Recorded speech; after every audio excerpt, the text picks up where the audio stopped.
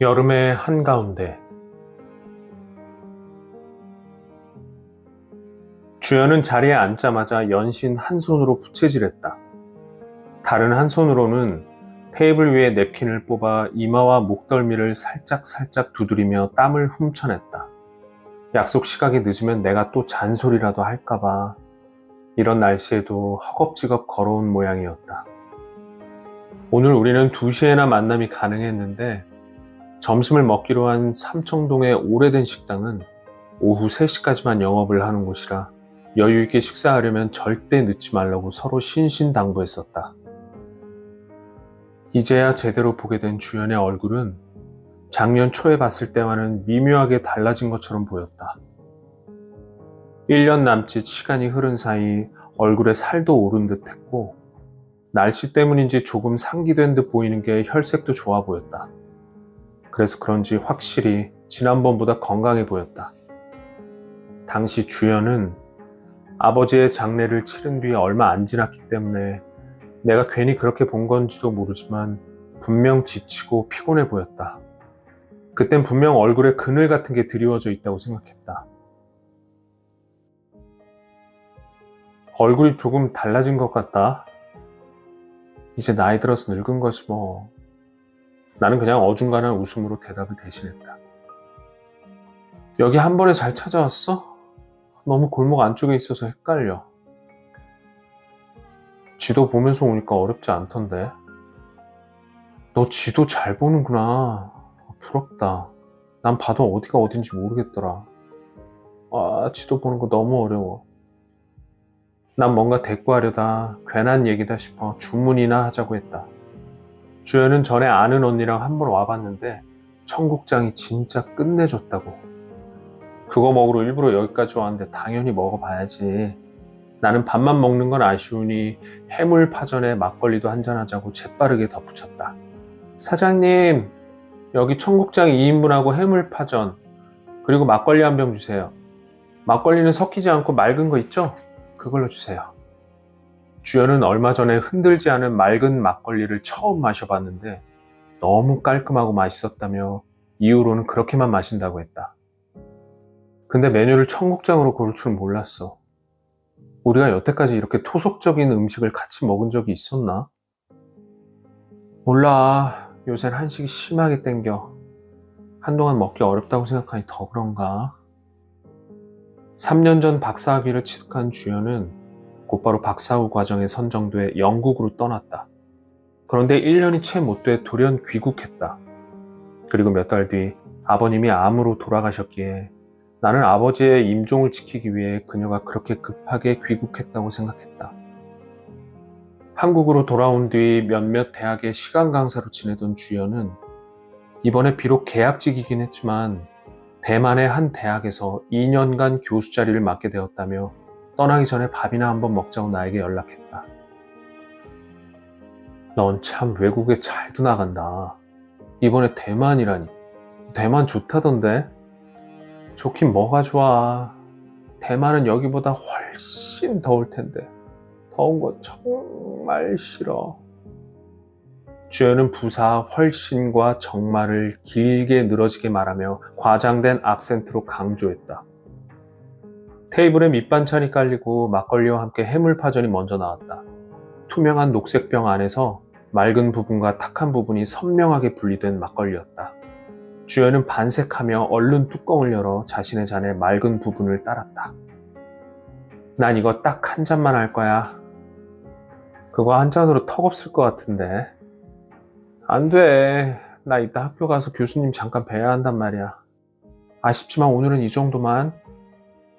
한 잔만 마신다는 그녀의 말에 괜히 아쉬웠지만 어쩔 수 없었다. 우린 잔을 들어 조심스럽게 건배하고 막걸리를 한 모금 마셨다. 그렇게 더운 게 싫으면서 왜 가냐고 물었다. 다녀오면 좀 낫지 않을까 싶어서? 이제 적은 나이도 아닌데 기회 있을 때 뭐라도 해야 하지 않을까 싶기도 하고. 아무래도 한국에서 시간 강사만 하는 것보다 도움이 될 것 같거든. 자신의 가치를 높이기 위해 아무런 연고도 없는 해외에 나가 일을 한다는 건 나로선 도저히 짐작도 할 수 없는 경험이었다. 그러고 보면 주연은 예전부터 항상 주변 사람들이 예상 못했던 방향으로 나아가곤 했다. 학교에 다니던 중 말도 없이 휴학해서 소식이 끊기더니 교환학생으로 미국에 가 있었고, 졸업 후에는 전공과 전혀 상관없는 분야로 대학원에 진학해 결국 박사 학위까지 받았다.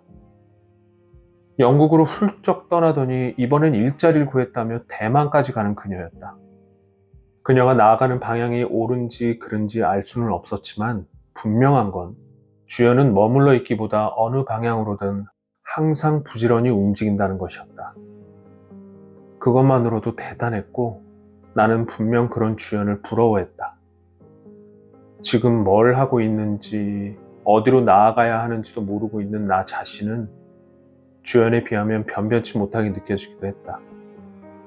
잠시 후 나온 청국장은 주연의 말대로 맛이 훌륭했다. 적당히 쿰쿰한 냄새에 구수한 맛이 일품이어서 일부러 시간 내 올만한 가치가 충분했다. 그것 봐, 내가 맛있다고 했잖아. 우리는 해물파전과 밑반찬 그리고 청국장을 안주 삼아 천천히 막걸리를 마시며 둘이 만나면 언제나 그랬듯 어느새 동아리 시절의 얘기를 시작했다. 그리고 만날 때마다 반복해도 질리지 않는 셀 수 없을 정도의 에피소드를 만들었던 수많은 행사와 술자리의 추억도 얘기했다. 그때가 참 재밌었어. 어떻게 그렇게 순수하게 재밌을 수 있었는지 신기할 정도야. 내가 혼잣말처럼 한 말에 주연도 작은 목소리로 답했다. 그거 알아?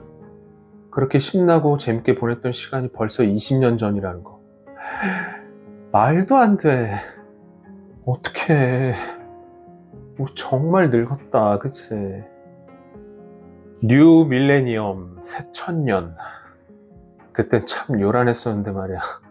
뭔가 대단한 일이 벌어지는 것처럼. 기억나? Y2K라는 말? 말하고 나니 나도 모르게 갑자기 웃음이 터져 나왔다. 주연도 재밌다는 듯 따라 웃었다. 그러고 보니 우린 21세기의 시작과 함께 만났네. 그리고 지금도 여전히 함께 21세기를 살아가는 중이고. 그러게 말이야. 세상이 점점 너무 빠르게 변해. 나도 그렇고 두려울 정도로. 변하는 게 두려워? 글쎄, 때때로. 그래도 변하지 않을 순 없지. 20살의 우리와 40살의 우리가 같을 순 없잖아? 중요한 건 자신이 원하는 방향으로 변하고 있냐는 거겠지. 넌 원하는 방향으로 변하고 있는 것 같아? 근데 문제는 나도 아직 내가 원하는 방향이 어딘지 모른다는 거야. 멋쩍은 듯 주연은 배시시 웃었고 나도 따라 웃었다. 난 이제 얼마 남지 않은 막걸리 같은 잔을 그녀를 향해 들며 말했다. 그건 어쩌면 앞으로도 알 수 없을지 몰라. 우리는 그저 하루하루 21세기를 살아갈 뿐이지. 시간은 어느덧 3시가 되었고 식당 안에 남아있는 손님은 우리뿐이었다. 슬슬 일어나자. 너 혹시 전통차 마시니? 주연의 질문에 나는 특별히 싫어하거나 하진 않는다고, 다만 거의 마셔본 경험이 없을 뿐이라고 답했다. 인사동 쪽에 멋진 정원이 있는 찻집이 있는데 거기 가볼래? 좋아. 이름이 뭐야? 경인미술관을 찾아가면 돼. 나는 스마트폰의 지도 앱을 열어 경인미술관을 검색했다. 그곳에 가기 위해선 인사동 중심 거리로 이동하다가 수도 약국을 끼고 돌아 골목길로 들어가야 했다. 나는 지도에 표시된 경인미술관의 위치를 눈으로 빠르게 훑어본 뒤 스마트폰을 주머니에 넣었다. 그리고 주연과 함께 자리에서 일어났다. 바깥 공기는 다행히도 아까보다 살짝 선선해진 것 같았다. 묵직하고 눅눅하게 가라앉는 느낌은 여전했지만 끈적거림은 덜했다. 삼청동의 좁은 골목길을 이리저리 돌아 큰 길가로 나오니 눈앞으로 하늘이 넓게 펼쳐졌다. 더없이 투명하고 맑은 하늘이었다. 인사동 길을 천천히 걷다가 왼편에 수도 약국이 보이자 나는 주연에게 이쪽이라고 방향을 알려줬다. 내 옆에서 나란히 걷던 주연이 놀랍다는 표정으로 말했다. 넌 어떻게 그렇게 길을 잘 찾아? 난 지도를 아무리 봐도 헷갈리던데. 밥 먹기 전에도 했던 말을 또 하길래 난 아까 하려다 말았던 말을 이번엔 주연에게 했다. 야, 내가 그래도 도시계획 전공해서 그걸로 밥 벌어먹는 사람인데 그래도 지도 정도는 볼 줄 알아야 하지 않겠냐? 내 말에 주연은 정말로 이제야 떠올렸다는 듯 말했다. 아, 맞다. 너 도시계획도 전공했었지. 깜빡했어. 네가 워낙 이것저것 다양하게 하니까 그러고는 뭐가 재밌는지 까르르 웃었다.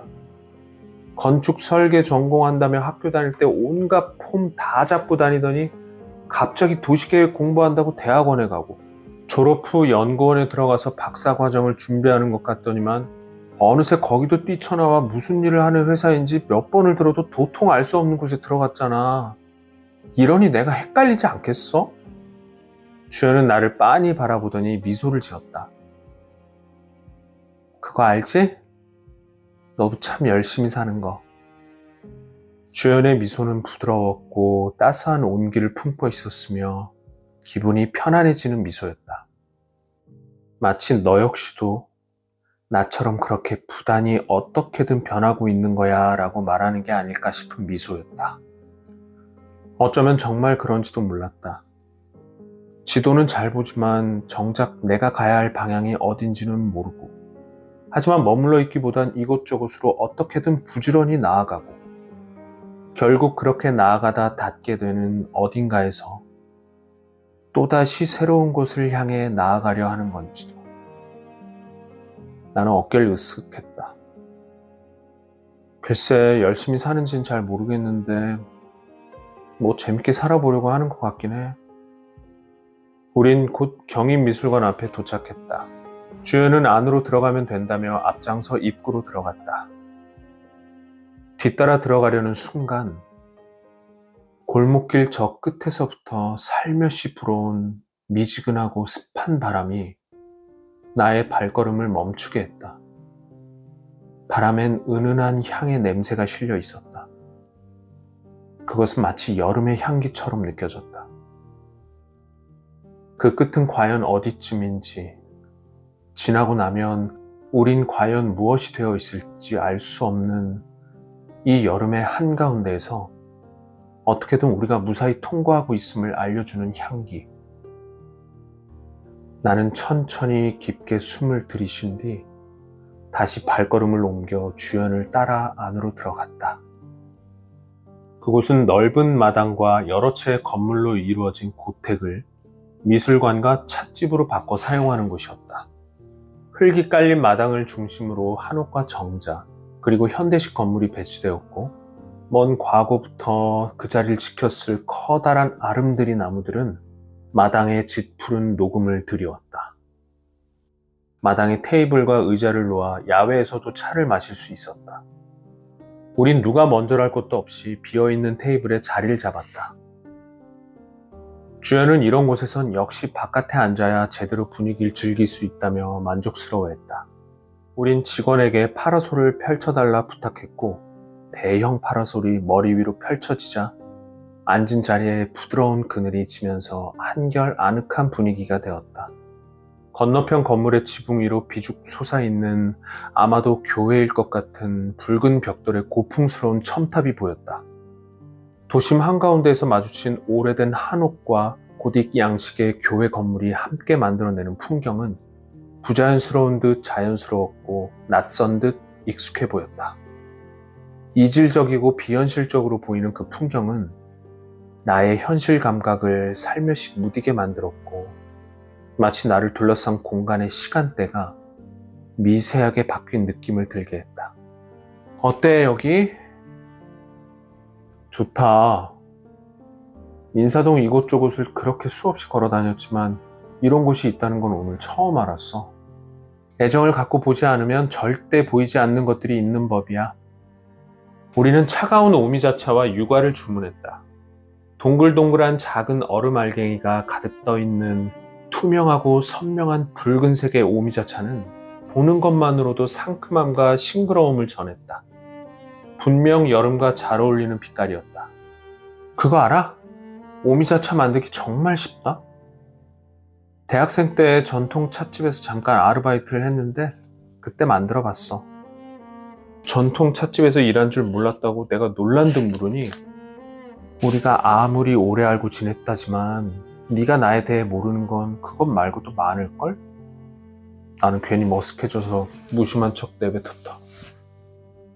그게 당연한 거 아니냐?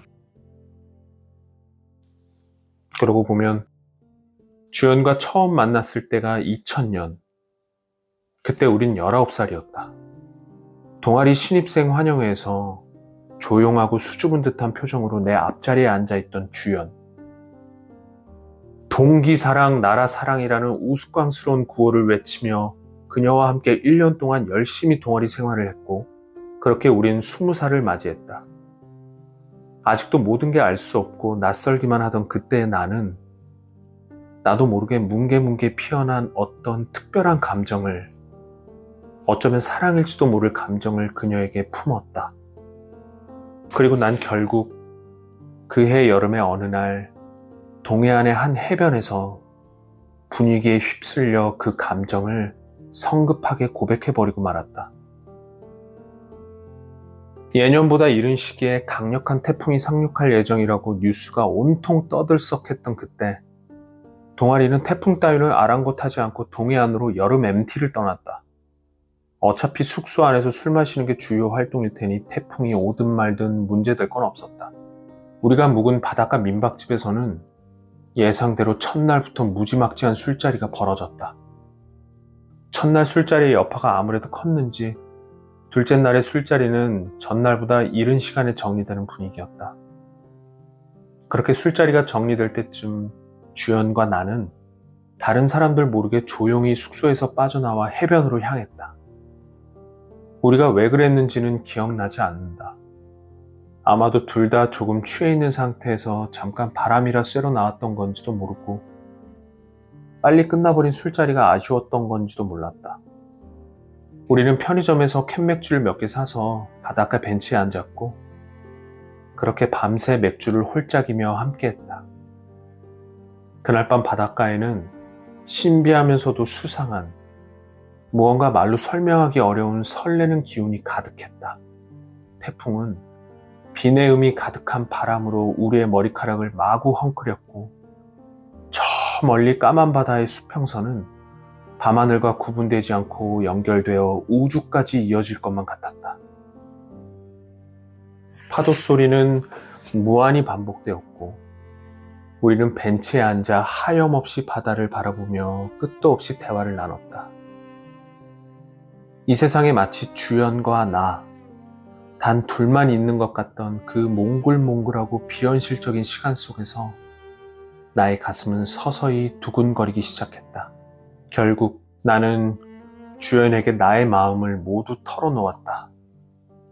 어쩌면 하지 않는 게 더 좋았을 서투르고 부끄러웠던 고백. 고백의 순간을 기점으로 나는 어쩌면 주연을 더 깊이 알게 될 기회를 잃어버린 건지도 몰랐다. 우린 이후에도 여전히 친했고 동아리에 누구보다 서로 가깝게 지냈지만 우리 사이엔 어느새 보이지 않는 어떤 선이 그어져 있었다. 우린 그 선의 존재를 의식했고 혹시라도 넘는 일이 없도록 항상 조심스럽게 행동했다. 주연은 어땠는지 확신할 순 없지만 적어도 나는 그랬다. 이제는 오랜 시간이 지났고 그때의 감정은 진작 사라졌다고 생각하고 있지만 왠지 모르게 그때 그 선은 지금까지 희미하게 남아있는 것 같기도 했다.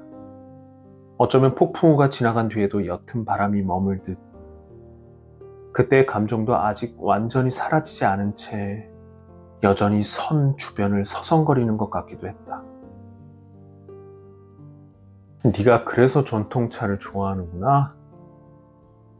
나의 질문에 주연은 딱히 그래서는 아니지만 그래도 계기가 됐을지도 모르겠다고 했다. 그러더니 문득 생각난 듯 줄 게 있다며 핸드백을 열어 작게 포장된 비닐팩 여러 개를 꺼내 테이블에 올려놓았다. 예전에 선물로 받았던 고급 녹차인데 대만까지 가져가기도, 그렇다고 2년 동안 묵혀둘 수도 없으니 나한테 선물로 준다고 했다. 근데 이거 티백이 아니네. 나 디퓨저나 망이 있는 주전자가 없는데. 안타깝지만 내가 그것까진 준비 못했으니까 그 정도는 알아서 구해봐. 일부러 나에게 주려고 신경 써서 가지고 온 주연의 마음이 고마웠다. 하지만 고맙다는 말은 쉬이 나오지 않고 괜히 딴소리만 했다. 내가 오늘 가방을 안 가지고 와서 넣어둘 곳이 없어. 미안하지만 이따 헤어질 때 다시 줘. 무슨 애가 가방도 없이 나왔어. 주연은 투덜거리며 녹차를 다시 자신의 핸드백 안에 넣었다. 그런 주연의 모습에 나도 모르게 지어지는 미소를 숨기려 나는 얼른 오미자차를 한 모금 마셨다. 그렇게 우리는 여름의 오후를 여유롭게 즐기며 두서없이 떠오르는 이런저런 이야기를 계속 이어나갔다. 그러다 주연이 영국에서 갑작스럽게 돌아온 이유가 화제가 되었다. 그냥 그곳 생활이 그렇게 쉽지는 않았어. 무슨 일이라도 있었던 거냐는 나의 질문에 맡았던 연구과제가 자신이 생각한 것과 많이 다르기도 했고 사람들과 잘 안 맞았다고도 했다. 역시 밖에 나가니까 한국이 좋은 걸 알겠더라. 배가 불렀네. 그렇게 좋은 기회로 나갔는데 그 정도는 참았어야지. 웃으며 농담처럼 말했는데 본의 아니게 핀잔처럼 들렸는지 주연은 잠시 말이 없었다. 괜히 미안한 마음에 눈치를 보고 있는데 주연이 나지막한 목소리로 말했다. 사실은 할머니 때문이었어. 할머니한테 치매가 왔었어. 어머니를 일찍 여윈 주연은 어린 시절을 할머니와 함께 보냈고 그랬기에 할머니를 누구보다 더 애틋하게 생각했다. 연세는 조금 많았어도 건강하게 별다른 이상은 없으셨는데 내가 영국으로 떠난 뒤 치매가 오고 건강도 갑자기 안 좋아지셨나 봐.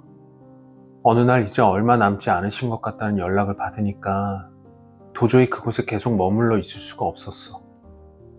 그래서 영국에서의 생활을 중단하고 귀국을 선택했던 거라고. 연구가 자신과 맞지 않았던 거나 사람들과 편하지 않았던 건 충분히 견딜 수 있는 어려움이었지만 할머니의 마지막 순간을 함께하지 못한다는 건 도저히 견딜 수 없었다고 했다. 귀국해서 할머니를 만나러 갔는데 이미 치매 증상이 심해져서 날 알아보지도 못했어. 그렇게 날 이뻐하고 애지중지했었는데 말이야. 자신이 담배를 즐겨 피웠다는 사실조차 잊었더라. 그것도 모르고 할머니 선물로 담배를 사왔지 뭐야. 바보같이. 가방에서 꺼내지도 못하고 그냥 울기만 했어. 울고 있는 자신을 보며 모르는 아가씨가 왜 울고 있냐며 난처한 표정을 짓는 할머니의 모습에 주연은 너무나 서글펐다고 했다. 내가 다녀가고 얼마 뒤에 할머니는 돌아가셨어. 몰랐어, 할머니가 돌아가신 줄. 아무에게도 알리지 않았어. 그때는 그냥 알리고 싶지 않았어. 나는 잠시 머뭇거리다 조심스럽게 말했다.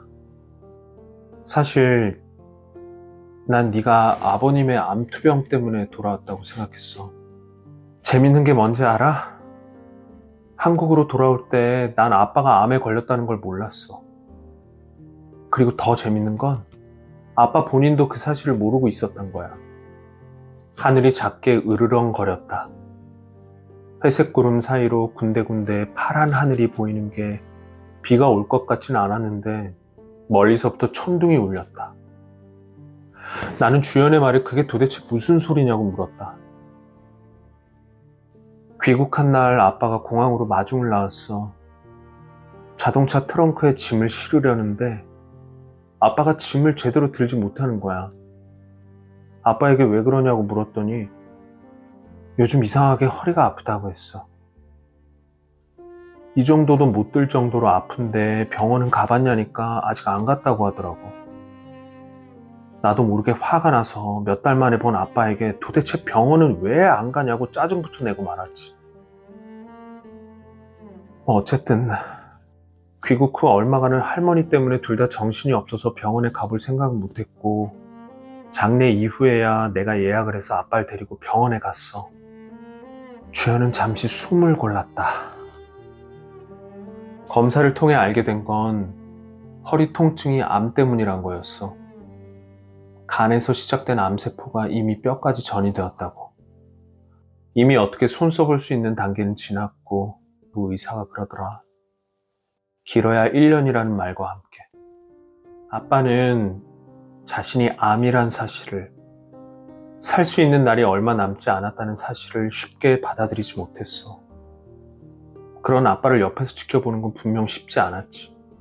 무엇보다 날이 갈수록 병세가 완연해지는 아빠를 보고 있으면 걱정과 연민에 더해 원망과 미안함이 뒤섞여서 나를 옥죄는 것 같았거든.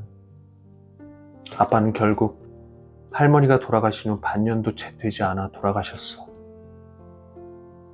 생각해보면 그렇게 다정했던 딸도 아니었고 부녀 관계가 딱히 좋았다고 할 수도 없었어.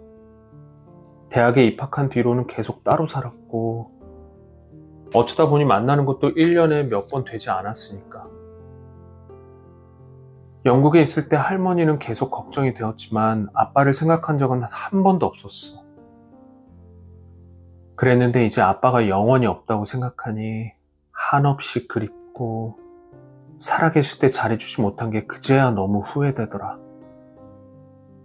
아빠를 보내고 얼마 뒤에 집에서 오랜만에 음식을 했는데 그게 정말 맛있게 된 거야. 혼자서 만족스러워하다가 갑자기 아빠한테 생전에 이렇게 해드렸으면 얼마나 좋아하셨을까라는 생각이 들더라고. 순간 너무 당황스러웠어. 이전까지는 단 한 번도 그런 적이 없었거든. 결국 음식은 싱크대에 몽땅 버렸고 난 정말 말도 안 되게 펑펑 울었어. 나는 아무 말도 하지 않았다. 우린 그저 차를 마시기만 했다. 그러니 너도 있을 때 잘해. 떠나고 나면 아무 소용없다는 말, 그거 진짜야. 우리가 나이를 먹긴 했나 보다. 확실히 전부 다 이별하는 일, 아쉬운 일이 늘었어. 쓸데없는 후회도 늘었고. 정말 그런 것 같아. 이젠 예전처럼 한없이 낙관적이고 낭만적이기만을 할 수 없다는 게 실감이 돼. 하늘이 이번엔 조금 더 크게 으르렁거렸고 잠시 후 작은 빗방울이 한 방울씩 떨어지기 시작했다. 구름이 그렇게 어둡지 않았고 구름 사이로 맑은 하늘이 보이는 걸 보면 오래 내릴 비는 아닌 듯 했다. 주연은 어딘가 먼 곳을 바라보는 듯한 눈빛으로 내리는 비에 시선을 고정한 채 비가 오네 라고 혼잣말 하듯 작은 목소리로 말했다. 비가 내릴 때 맡을 수 있는 특유의 냄새가 희미하게 느껴지기 시작했다. 우리는 조용하게 내리는 비를, 그리고 그 비가 만들어내는 왠지 모르게 우릴 위로해주는 것 같은 고요하고 평온한 풍경을 말없이 바라보았다. 그렇게 풍경을 보고 있으니 문득 우리가 함께 있는 시간과 공간이 먼 과거의 어느 순간으로 바뀐 듯 느껴졌다. 어쩌면 우리가 20살이었던 그때, 불어오는 눅진한 바람에 비냄새가 가득했던 그 여름밤의 바닷가로. 주연아, 있잖아. 응? 주연은 계속해서 내리는 비만 바라보며 작은 목소리로 대답했다. 내가 너한테 고백했을 때, 응? 그제야 주연은 내게 시선을 돌렸다.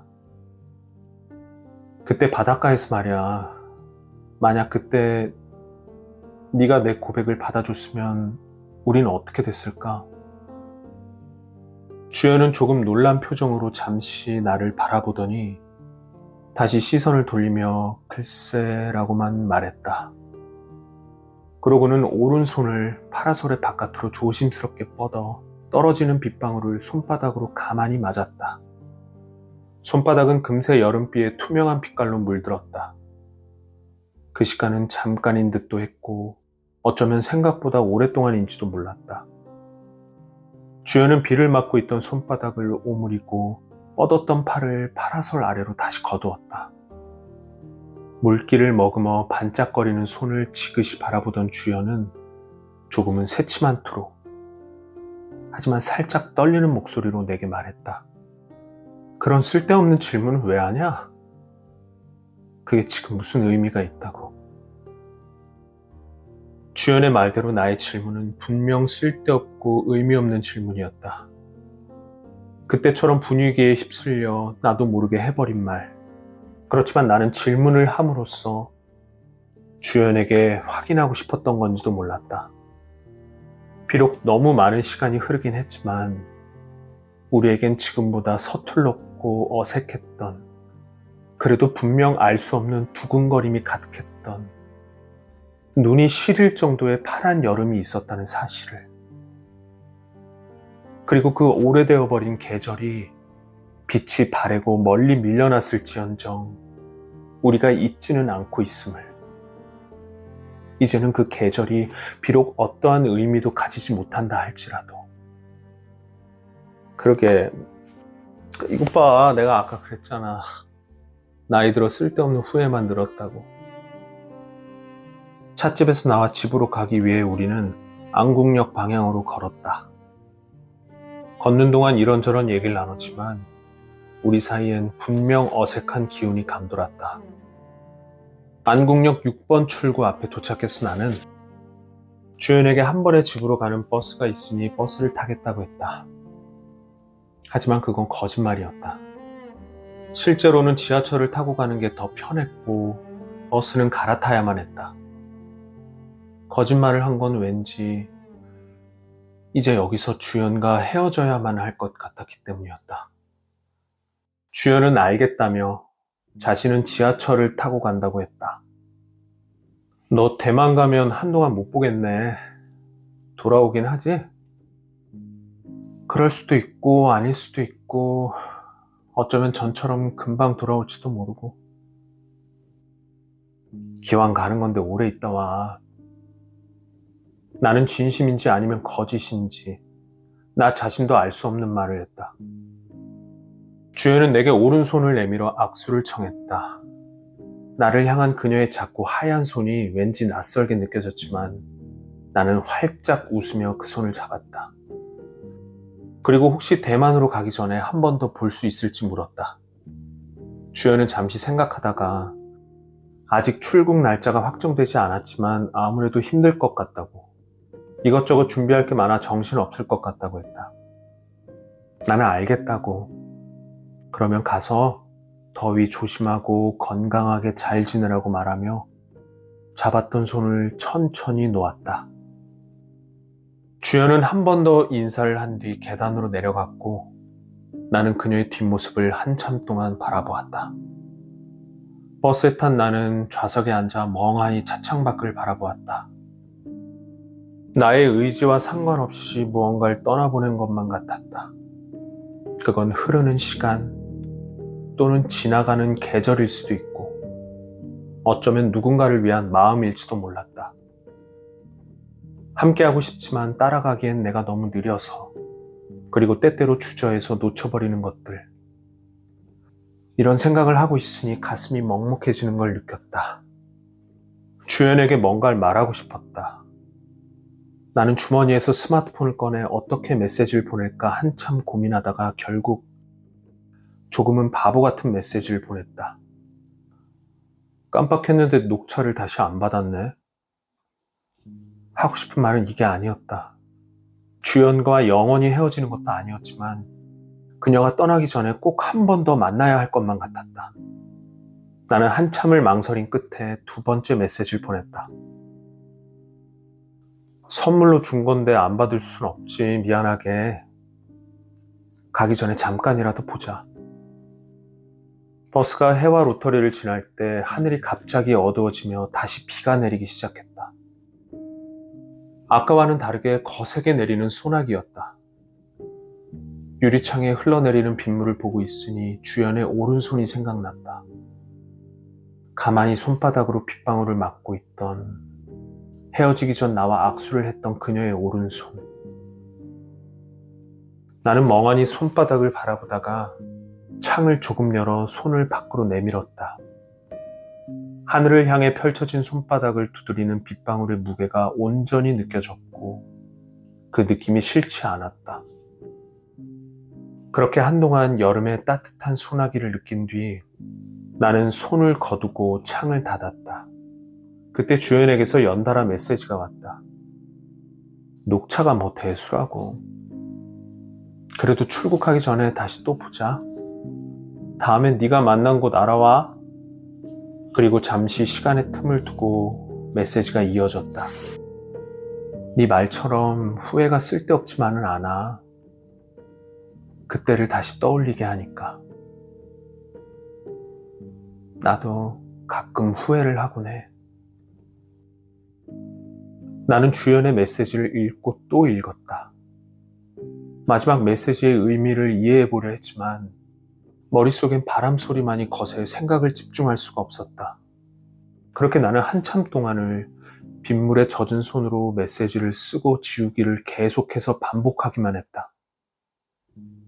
잠시 고개를 돌려 바라본 창밖에는 여전히 비가 내렸고 저 멀리 회색빛 구름의 좁은 틈 사이 파란 하늘에서 가느다란 여우볕이 나는 게 보였다.